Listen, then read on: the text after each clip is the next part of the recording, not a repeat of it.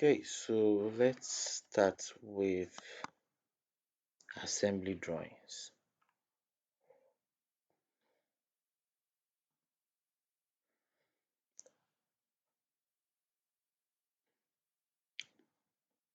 So, generally, for what we have been doing up to now, where we have or we draw our front view, our end view, and our plan, we have been dealing with detailed drawings. So, for every single part, we have the front view, the plan, and then the end views. There could even be an auxiliary view that we can use to express more details about the part. So for all the drawings that we've done previously looking at orthographic projection, it's all about getting the details or drawing the details of the part. We are moving on to another section which is called assembly drawings, where the drawing tells how parts come together to form a product. But before that, let's look at what working drawings entail. Now, I've already said that for most of the drawings that we've already done, they are detailed drawings. Oh. Detailed drawings are the kind of drawings that most entry level mechanical drafters prepare. When a product is designed and drawn, when a product is designed and drawings are made for manufacturing, each part of the product must have a drawing. So when you have a product, all parts that make up that product must have their own drawings.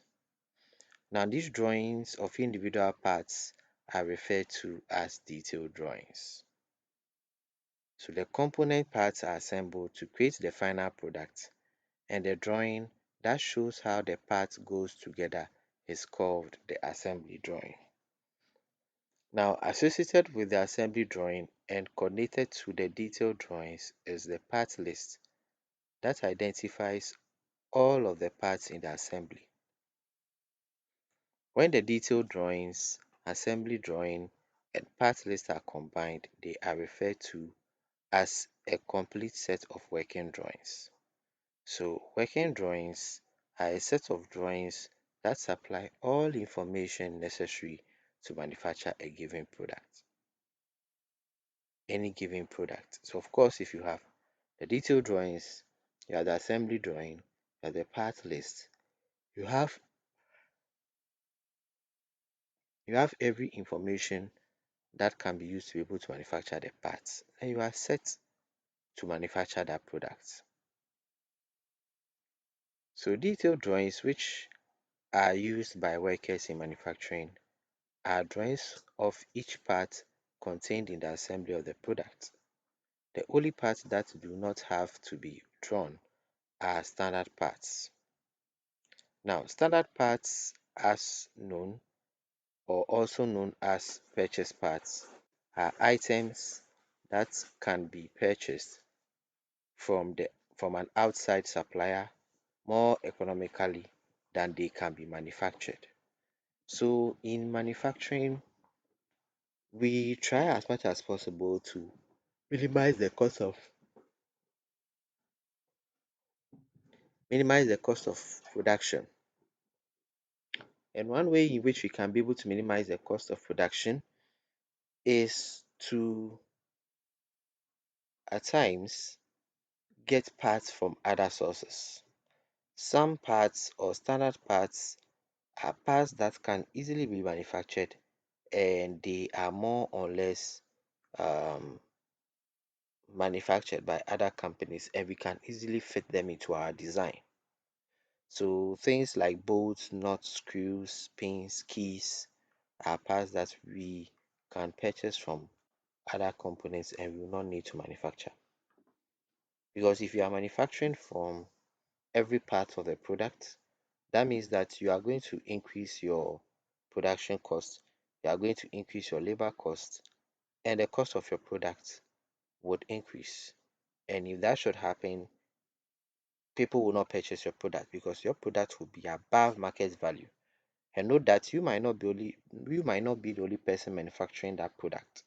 So since you are not the only person manufacturing that product, you need to make sure that your product is competitive. It's not that expensive, right? Okay. Now, so as said earlier on, examples of standard parts or purchase parts are common bolts, screws, pins, keys, and other products that can be purchased from a vendor. Standard parts do not have to be drawn because a written description clearly identifies the part. So we don't draw standard parts. We draw other parts, but when it comes to standard parts, just a description of that part is okay. If you want to design a hole for a screw, M13, M14 clearly tells us the diameter of the hole and the kind of fastener you are looking for.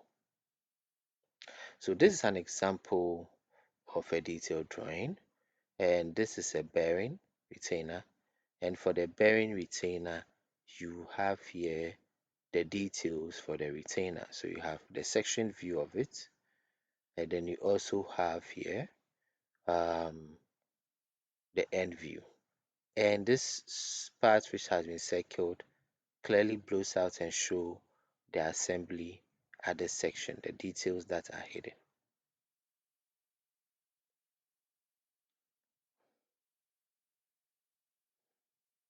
Now when we come to assembly drawings, most products are composed of several parts, and a drawing showing how all the parts fit together is called an assembly drawing. Assembly drawings differ in the amount of information provided, and this is because often then this decision often depends on the nature or complexity of the product. Assembly drawings are generally multi-views. Your goal in the preparation of the assembly drawings is to use as few views as possible to completely describe how each part goes together. So for the assembly views, when we are preparing an assembly drawing, we look for the view that helps describe the assembly most clearly. So we have a front view, an end view, and then a plan. If from the front view we can be able to tell how all the parts come together and form that product, then that's best. If maybe the front view can tell 80% and the plant can tell the rest of the 20%, that's also fine. If the end view can tell 100% of it, then we'll go for the end view straightforward and use the end view for it to tell 100% the assembly of the product, and then that's fine. So in assembly drawing, we are clearly looking for the view that can help us describe the assembly as much as possible, even if up to 100%, that's perfect. So we have here on the right side an assembly drawing with a single front view of a rake, of an offshore rake.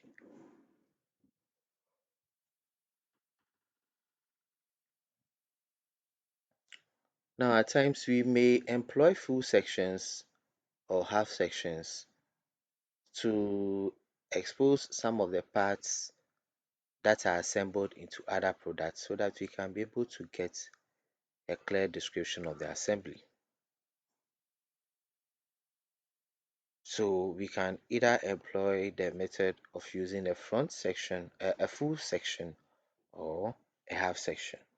So full sections are commonly associated with assembly drawings because a full section exposes the assembly of the most or all of the internal features as shown in the figure 29. If one section or view is not enough to show how the parts fit together, then a number of views or sections can be necessary. In some situations, a front view or group of views with broken out sections is the best method of showing the external features whilst exposing some of the internal features. That's figure 30. Now, you must make the assembly drawing clear enough for the assembly department to put the product together. Other elements of assembly drawings that make them different from detailed drawings are that they usually contain few or no hidden lines or dimensions. Hidden lines should be avoided on assembly drawings unless necessary for clarity. So, since we are trying to show how all parts come together to form an assembly, we try as much as possible to prevent the use of hidden lines. Because in using hidden lines, we cannot be able to fully describe the internal or external features of the parts that are in. So we try as much as possible to expose those hidden lines by probably sectioning, either doing a full section, doing a half section, or doing a broken out section. Now, hidden lines, as I've said, are only, they are not even used even when it comes to, because if we don't use hidden lines, it's much more clearer. If there's no hidden lines, the drawings are much more clear and the assembly is much more clear. Now the common practice is to draw an exterior view to clarify outside features and a sectional view to expose internal features. Dimensions serve no purpose on an assembly drawing unless necessary to describe the assembly. See figure 28. That's that.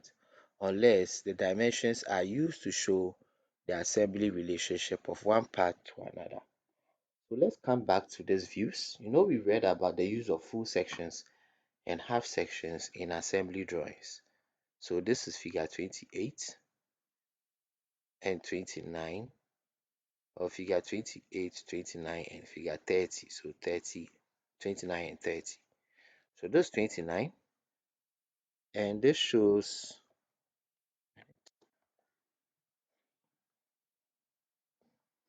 right, so we have um a cross shaft assembly, and with a cross shaft assembly you have a full sectioning. Now the full sectioning exposes the interior features like the hole here and the threaded parts here, and then also other parts like the key, and then the set screw, and then also the slots in here, and then this part here, and then others. Now, because it has been sectioned, we are able to expose the internal features. The next one too is that these balloons, the lines that we see connecting the balloons, also relate to the parts in the part list. This is what we call the part list. So if you find one, or if you come here, find number one, which is part number one, which is this part, it tells you what the part is. That is the bearing retainer, and then this is the description of that part. Then we also have here part 2. The part 2 here is what we call the cross shaft, which is a bar of this diameter.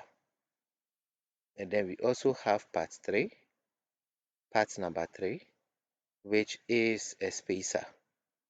So all the parts here have been labeled with their names, their part numbers, and uh, remarks to tell what they actually are, or the material that is used to manufacture them. Now when we move on to figure 30, this is the assembly that has been created with the broken out section. So here you have where you have some one or two fasteners, you've broken out that section to show the fasteners. Then when you come here, this part is broken out to expose the key, the hole, and the part that is connected to uh, the shaft. Then you have here the fastener. You also have here the counter bore holes, and then also a set screw and so on and so forth. So we have all these parts that are labeled and have been fitted together. Again, these identify the parts and relate to the detailed drawing and also the parts list.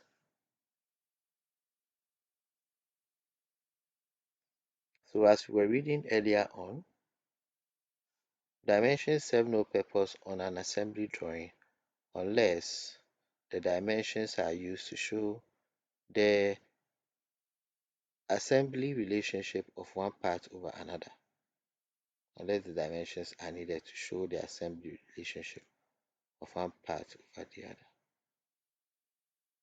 Now, assembly dimensions are only necessary when a certain distance between the parts must exist before properly assembly can take place.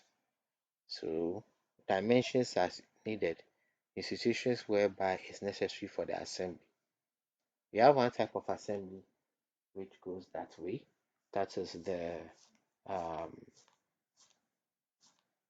erection assembly, where you have to erect steel structures and you need drawings and dimensions to be able to erect the members exactly where they are supposed to be. Now, assembly drawings um, can contain some or all of the following information. So we have one or two or more views. We have auxiliary views and they are used as needed. We have sections necessary to show internal features, functions, and assemblies. And then we have enlarged views necessary to show adequate details. So we also have arrangement of parts. Assembly drawing shows arrangement of parts. It shows enlarged views necessary to show adequate details. Sections necessary to show internal features and functions and assembly. We also have overall size specification dimensions, overall size and specific dimensions necessary for assembly. We also have manufacturing processes necessary for during and after assembly. And then we also have reference or item numbers that key the assembly to a part list and to the details. Part list or bills of material or bill of materials. Then we look at the types of assembly. So there are different types of assembly drawings used in the industry, and they include the layout or design assembly. We also have the general assembly, the working drawing and detail assembly, erection assembly, sub-assembly, and pictorial assembly. So the first one, which is the layout assembly, is generally the assembly that everyone refers to at first with a new idea. So it's a form of collective thoughts. After you are done collecting your thoughts on paper and coming up with a sketch or the design, you then look at the general arrangement of it, how it works, and then if possible, you can also add it up.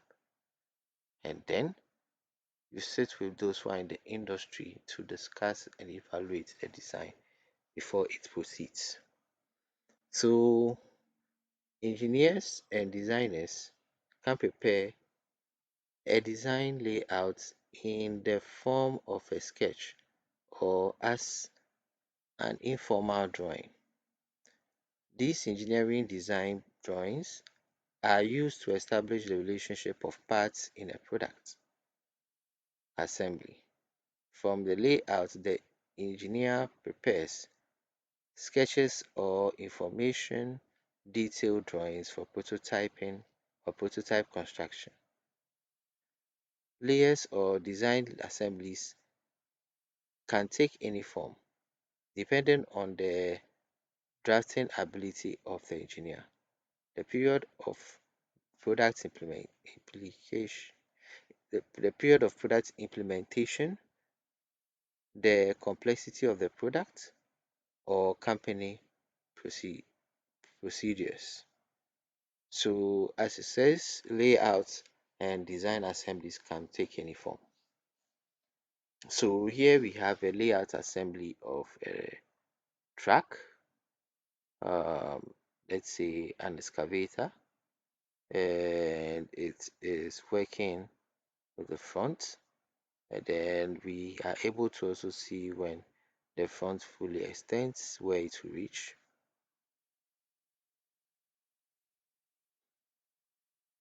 So this gives an illustration of the parts, the layout assembly. The limits of operation are shown with phantom lines and with a shaded area. So this is the phantom lines, which shows the um, other movement of the tractor, or let me say the excavator arm. And from this side to this side, you have the coverage area, that is the operational area. Then look at general assembly drawings. General assembly drawings are the most common type of assemblies that are used in a complete set of working drawings. A set of working drawings contain three parts: the detailed drawings, assembly drawing, and then a part list. So each part is identified with a balloon containing a number keyed to the part list. Right, so you have the balloon containing the number keyed to the part list.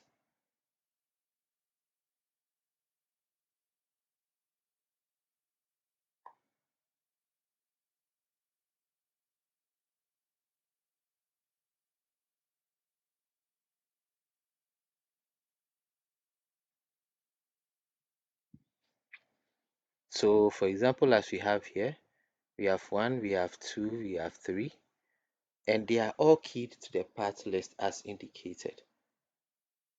Right, so when the part list is drawn, we add them with respect to the identification numbers from the arrangements.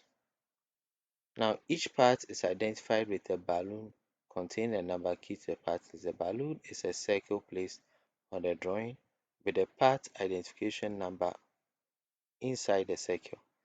Each balloon is connected to its related parts with a leader.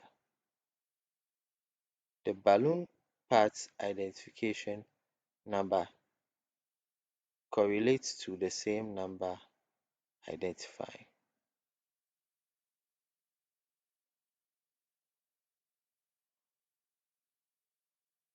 So that is the function of the balloon, okay, to help us indicate, link the parts to the part list.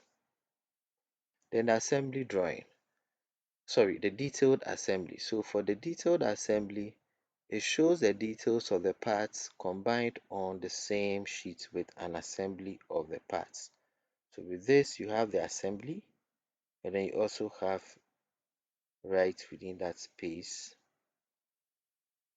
the details of the parts. So you have the details of the parts that you're working, that you are doing, and also including the assembly drawing also into the parts details, or details of the parts. Now even though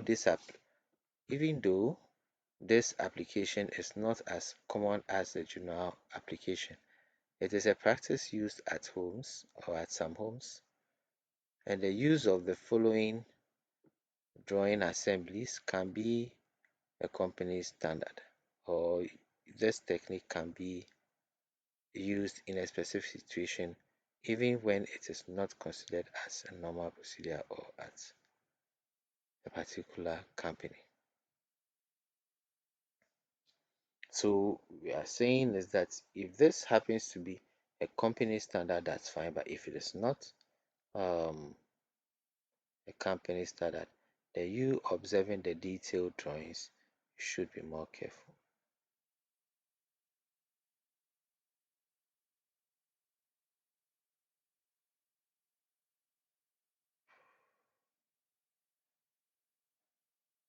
All right, so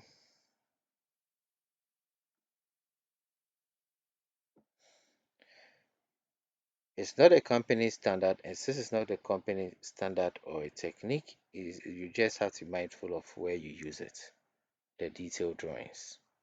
Then the next one is erection assembly. Erection assemblies offer different from the general assemblies in that dimensions and fabrication specifications are commonly included. So just like we have here this steel structure, where we also have the parts which are labeled, we also have these drawings. We also label the parts, and when we label the parts, we can be able to tell where this part fits and where also this part fits. Now it says erection assemblies are used for fabrication and assembly, and they are typically associated with products that are made of structural steel with cabinetry. So yes, we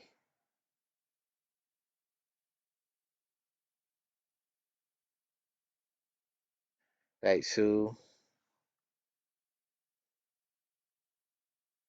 when you look at the drawing, you realize that you have a dimension here for where you have here where the other connecting beam will start.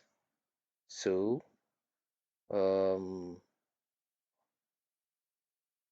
with the erection assembly, as has been said, the dimensions helps a lot. So for this or that frame, so with the plan, you have for the plan you have this number of measurements, and when you go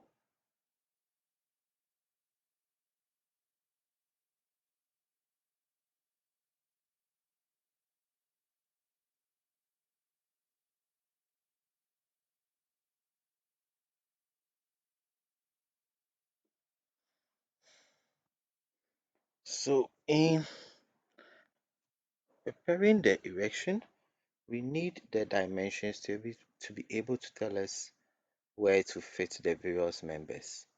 So here you have the dimensions, and of course you have the bulleted balloons which tells the parts and their various descriptions. So that is how, or this is an erection and assembly. The next is sub assemblies.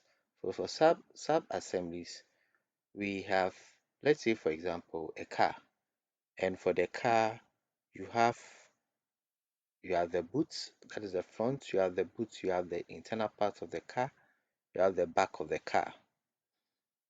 Now the boot is made up of the engine, the electrical system, and then the drive systems, the belts, the fans, and all that. When it comes to the engine, we have other parts like the piston rod, the crankshaft, and all those things. All these things that I'm saying are assemblies of the engine. And as they are assemblies of the engine, they are sub assemblies of the car. Right? They are sub assemblies of the car. So we can also draw sub assemblies, or we can have sub assemblies, and it's a type of assembly drawings. So a complete assembly of a product can be made up of several separate component assemblies. These individual units assemblies are called sub-assemblies. A complete set of working drawings can have several sub-assemblies, each with its own detailed drawings. The sub-assemblies are put together to form the general assembly. And the general assembly of an automobile, for example, includes the sub-assemblies of the um, drive components, the engine components, and the steering column, and then just to name a few. So you see, the general assembly of the automobile, for example, includes the sub-assemblies of the drive components and the engine components and the steering components, just to name a few. So here you have an example of a swivel assembly, which is a sub-assembly of a larger component and its part list. Then the next one is pictorial assembly. So pictorial assemblies um, are they are used to display a pictorial rather than a multi-view representation of a product, which can be used in other types of assembly drawings. Now, pictorial assemblies can be made from photographs, artistic renderings, or CAD models. These pictorial assemblies can be as simple as an isometric drawing, which is used to assist workers in the assembly of a product. Pictorial, sub, pictorial assemblies are commonly used in product catalogs or brochures. So for pictorial assemblies, they are always around us. When you go to Melcom, you buy a wardrobe or you buy a cabinet, that document you have inside that teaches you how to assemble the part together. It's what we call the pictorial assembly. You have it for even standing fans and so on and so forth, where you have graphical representations of how you can be able to assemble that product. Now, identification numbers are used to key the parts from the assembly drawing to the part list. Identification numbers are generally placed in the balloons, and balloons are circles that are connected to the related part with the leader line. Numbers in the balloons are common, although these companies prefer to use identification numbers letters. All balloons on the drawing are the same size, and the leaders connecting the balloons for the parts are thin lines that can be represented in any form of severe formats. Or can be represented in any form or several formats depending on the company. So we have the balloons here. You can use any of these styles 1, 2, 3, 4. But when you select one, you use that throughout. You don't change the styles midway. Two, they don't cross each other. Whichever method you use, you don't draw crossing each other. Right. Now, notice that the leaders can terminate with arrowheads or dots. Whichever method of connecting balloons is used, the same technique should be used throughout the entire drawing. This an exception is the common practice of using leader arrowheads when pointing to the profile of a part and using leader with a dot when pointing to the surface of the part. So to the profile of the part arrow, pointing to the surface of the part dot.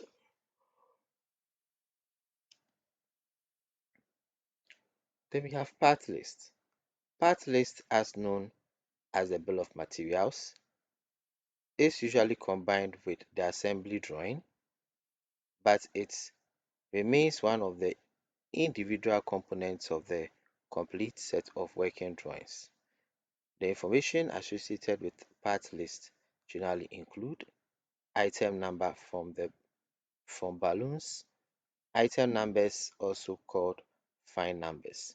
Then we have quantity, which is the number of parts used on an assembly, right? So item number, and then we have quantity, that's the number of parts used in an assembly. Item number, that is from the balloons, and then quantity, the number of parts that make up the assembly. Then we have the part or drawing number, which is a reference back to the drawing detailed drawing.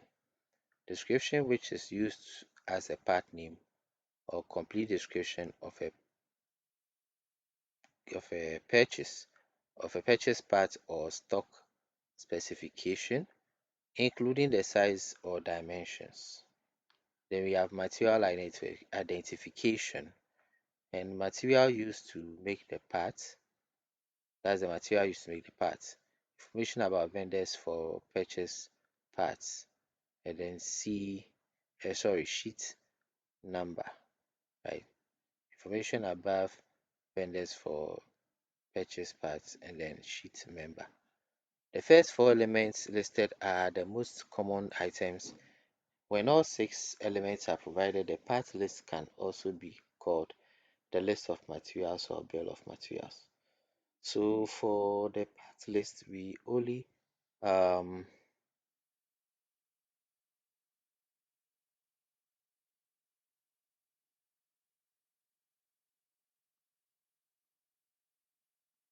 we only consider one,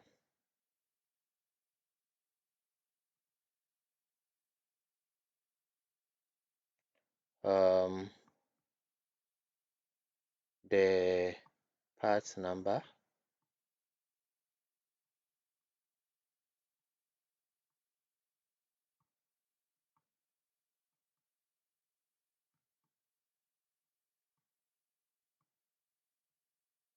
we also consider the quantity.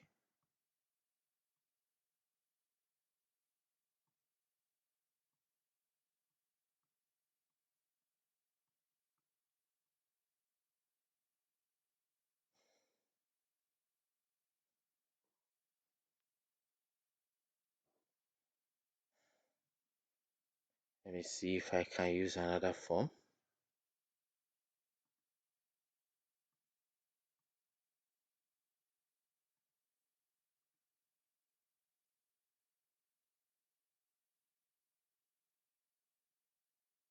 Right, so we have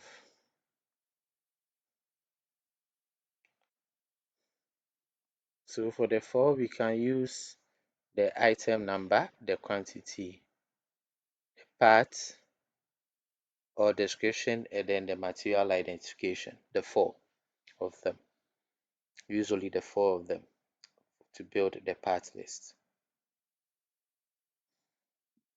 Right, so